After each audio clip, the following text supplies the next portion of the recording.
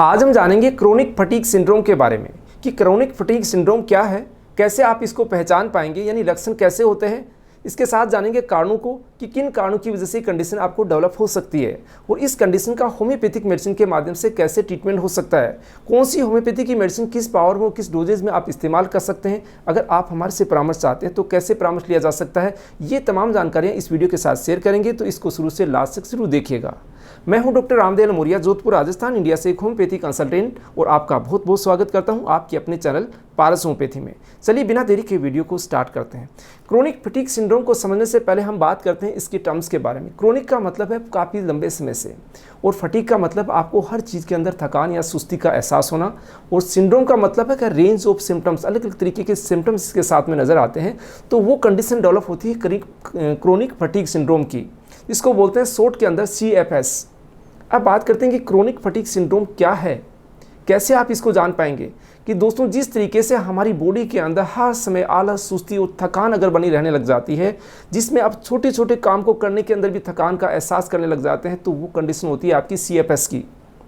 इसमें ऐसा लगता है कि आपकी बैटरी बिल्कुल डाउन हो चुकी है, आप उसके बाद में आप हिल ही नहीं पाएंगे, एक्टिविटी नहीं कर पाएंगे। आपकी ब्रेन के अंदर आपके साइकोलॉजिकल कुछ ऐसे सिम्टम्स भी नज़र आने लग जाते हैं, जिसके बारे में आगे हम डिस्कस करने जा रहे हैं।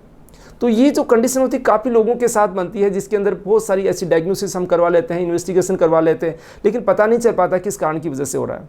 तो वो कंडीशन होती है CFS की।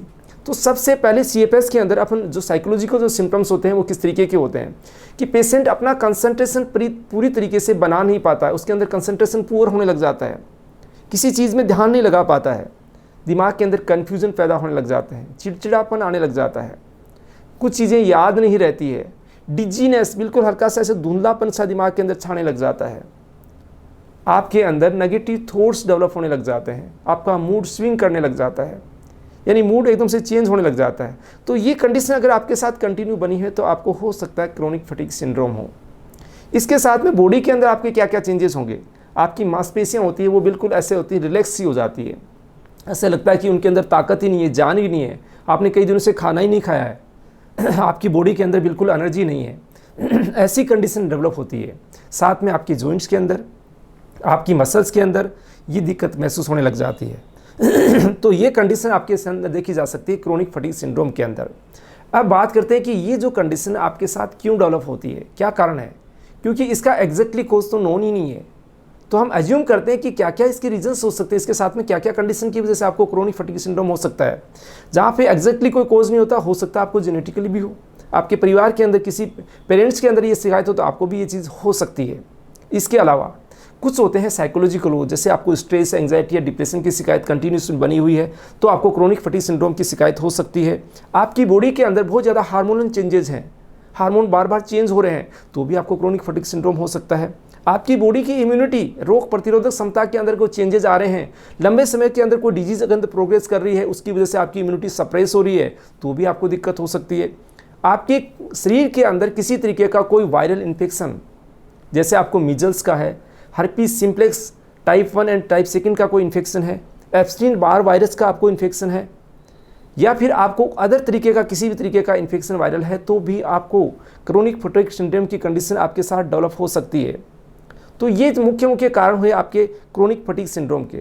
अब बात करते हैं कि इसका होम्योपैथिक मेडिसिन के माध्यम से कैसे ट्रीटमेंट किया जा सकता है, क्योंकि होम्योपैथी की मेडिसिन बिना किसी साइड इफेक्ट के, बिना शरीर को नुकसान पहुंचाए आसानी से इन कंडीशन से आपको बाहर ला सकती है, जिसकी आप आशा ही नहीं करते हैं, यानी कि आप चमत्कार समझने लग जाते हैं, तो वो कंडीशन होती है होम्योपैथी के अंदर।